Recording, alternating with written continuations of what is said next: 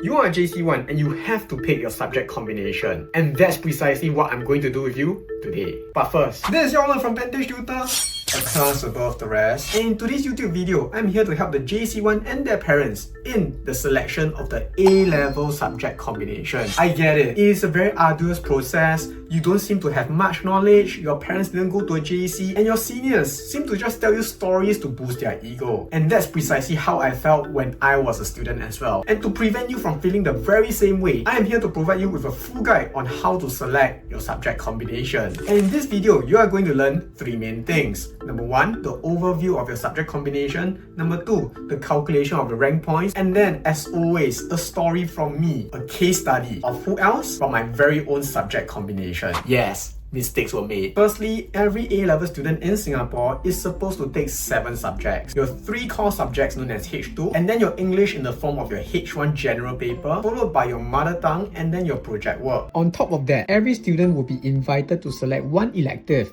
as their H1 subject. Every student must select 3 different H2 subjects, and none of the students are allowed to take the same subject at both the H1 and H2 level. Meaning, if you are very interested in chemistry, as much as you can take H2 chemistry, you are not allowed to take both H2 chemistry and H1 chemistry. You can't take advantage of the system and stack it like that. Doesn't work. And this is the most important part. In your A-level subject combination, you have to pick one contrasting subject, and that contrasting subject can be a H1 or H2. Meaning, if you're in the science stream, most of the subjects are classified under the science stream, and your contrasting subject would have to be from the art stream. Meaning, you could have picked geography, history, economics, literature, and even China studies in English. And vice versa, if you're an art stream student, you need to have one subject from your science stream as your contrasting subject. Meaning, in your subject combination, you need to have either math, chemistry, physics, biology, or even computing. And based on your subject combination, you'll either be in the art stream or the science stream. And this is where it gets interesting, especially for students who are like me, who took a hybrid combination. How to calculate your rank points? This is important because the calculation of your rank points is precisely how you're allocated the science or the art stream. In short, if more than 2/3 of your points come from the science subject, you will be allocated the science stream, and vice versa for the art stream. Let's talk about the most common combination,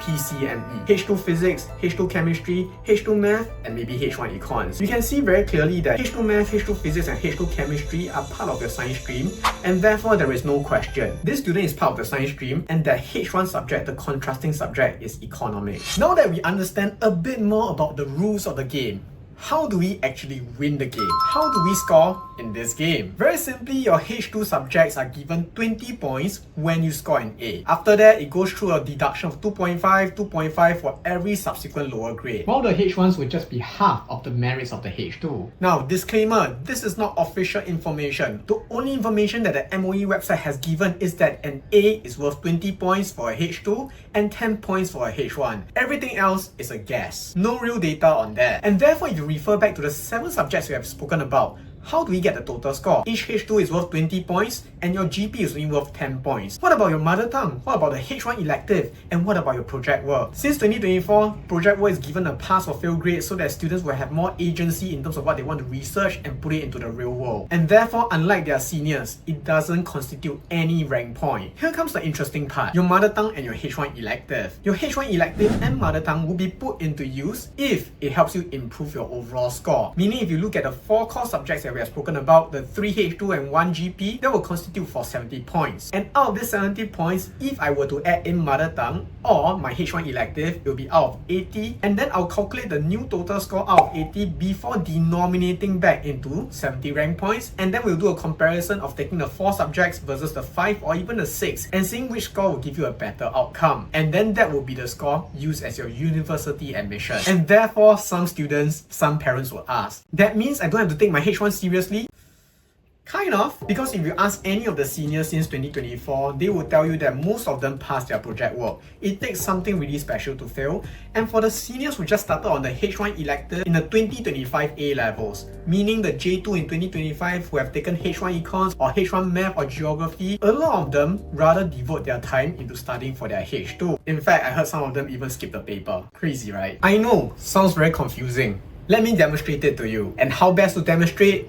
using my grades in today's time. These are my grades and these are the scores that are going to be calculated for today's university admission. You can see I got my 3H2 distinction and my GP didn't do very well. I scored a C. And therefore my total rank points comes up to this. When I was a student, I was very good at Chinese and it was no surprise that I scored an A. And like I said just now, if you have a H1 subject that will help you improve your overall score, it will be calculated inside and then redenominated back to 70 rank points. So now taking this score, I'm going to add the 10 points from my H1 Chinese, which is out of 80. After that, I'm going to denominate back into 70 and this is my score. Now if you compare the score between the 4 core subjects versus this with the optional 5th subject, you can see that the one on the right hand side is slightly better and therefore this will be taken as my university admission score. However, let's say my Chinese wasn't an A, it was a lousier grade than GP. Maybe it was a D. This is the new score out of 80 and this is the new denominated score. By comparing the two scores, you can see the 4 subjects versus the 5 subjects with the Chinese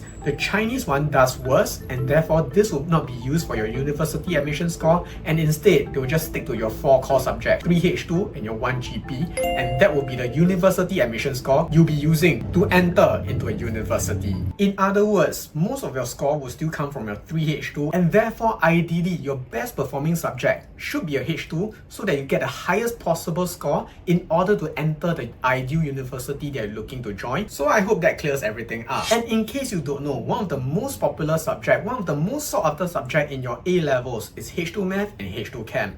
And that's precisely why these are the subjects that I teach at my tuition center. H2 Math and H2 Chem both presents challenges to many students and these are the subjects with the highest number of population in the local education landscape. It is very competitive because these are the subjects that will give you the gateway into some of the most popular courses in NUS. If not, it's part of your science stream, which is a prerequisite to get into medicine, dentistry or even pharmacy. And that's precisely why day in day out I take the most pride in helping such students to ensure that they get into the elite courses that they are looking to join. Doesn't matter how everybody else do, but we must be in the race. And therefore, for students who are interested, I have a free walk-in trial class on 15 February 2026, Sunday 1 PM onwards. If you'd like to find out more about how we teach H2 Math, how we teach H2 Chemistry without memorizing in a small group setting such that you will be challenged the most in order to ensure that you get an elusive A for your eventual A levels, join us on 15 February 2026, Sunday 1 PM onwards, and I'll see you there. Now that we are clear about how to calculate all the rank points, you'll be wondering,